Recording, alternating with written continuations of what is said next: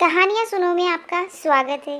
आज की कहानी है स्वर्ग कौन जाएगा। मरने के बाद स्वर्ग के द्वार पर 4 व्यक्ति खड़े थे। इन 4 व्यक्तियों में पहला राजा था, दूसरा एक व्यापारी था, तीसरा पंडित था और चौथा एक आम आदमी मजदूर था। किसी को भी यह पता नहीं था कि कौन स्वर्ग के अंदर प्रवेश कर पाएगा और कौन वहीं से वापस लौटा दिया जाएगा। सब स्वर्ग का दरवाज़ा खुलने की राह देख रहे थे और आपस में बात कर रहे थे।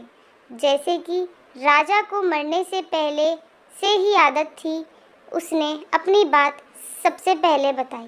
राजा ने कहा, मैं बहुत प्रख्यात राजा हूँ। मैंने धरती पर अपना बहुत नाम कमाया है, इसलिए पूरी संभावना है कि मैं ही स्वर्ग में जाऊँगा। फिर व्यापारी ने अपनी बात सामने रखी। वह बोला, मैंने धरती पर खूब धन कमाया और उस धन से मैंने सैकड़ों लोगों की मदद की, इसलिए मैं ही स्वर्ग का हकदार हूँ। अब बारी थी पंडित की। तो पंडित ने मुंह खोला और सबको यह कहा, चाहे तुम जो सोच लो, लेकिन यह बात तो तय है कि स्वर्ग के दरवाजे खुलेंगे तो मेरे लिए ही।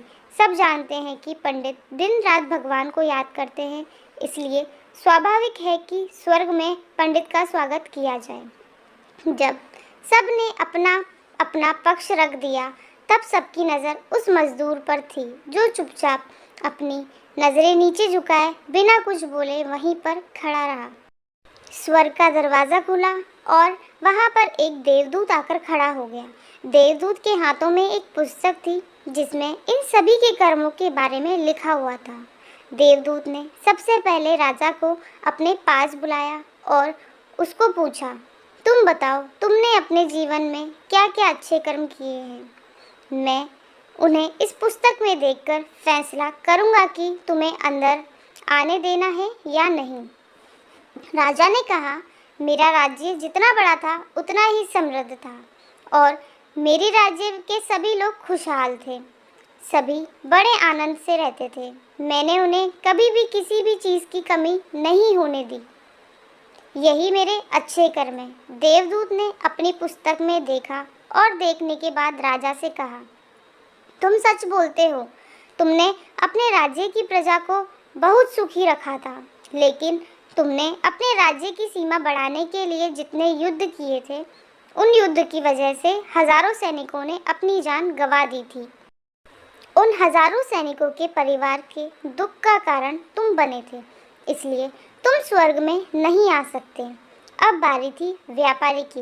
व्यापारी से जब देवदूत ने पूछा कि तुम्हारे अच्छे कर्म क्या है, तब व्यापारी ने उससे कहा, मैंने सैकड़ों लोगों को खाना खिलाया है, कई आश्रमों में दान किया है, कई निराश्रित लोगों के लिए घर बनाकर दिया है।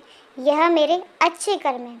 देवदूत ने फिर से अपनी पुस्तक में ध्यान से देखा और देखने के बाद व्यापारी से कहा, तुम्हारा कहना भी ठीक है कि तुमने बहुत दान धर्म किया है, लेकिन यह दान धर्म तुमने जिन पैसों से किया है, उन पैसों को कमाने के लिए तुमने ना जाने कितने झूठ बोले हैं, कितनी हेरा फेरियाँ की है और कितनी मिलावटें की है, इसलिए तुम भी स्वर्ग में नहीं आ सकते।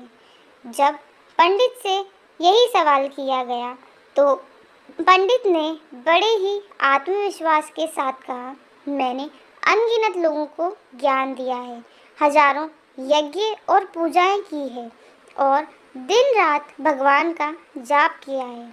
इससे अच्छे कर्म और क्या ही हो सकते हैं। देवदूत ने अपनी पुस्तक के अंदर झांक कर देखा और पंडित से कहा, आपने जितने भी लोगों को जो भी ज्ञान दिया है, उन बातों पर खुद कभी अमल नहीं किया। आपने यज्ञ, पूजा या भगवान का नाम निस्वार्थ भाव से कभी नहीं लिया, इसलिए आपका भी स्वर्ग में आना प्रतिबंधित है। मजदूर यह सब देखकर हैरान था। वह अब तक जिन्हें महान समझता आ रहा था, उनकी व्याख्या स्वर्ग के दरवाजे पर आकर बदल गई थी।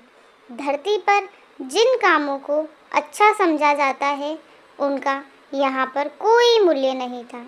यमदूत ने जब इस मजदूर को अपने पास बुलाया और इससे पहले कि वह उससे उसके अच्छे कर्मों के बारे में पूछता, मजदूर बोल पड़ा, प्रभु, मैं जानता हूँ कि मैं भी स्वर्ग में आने के लायक नहीं हूँ, लेकिन मैं फिर भी एक बार बाहर से ही स्वर्ग को झांक कर देखना चाहता हूँ।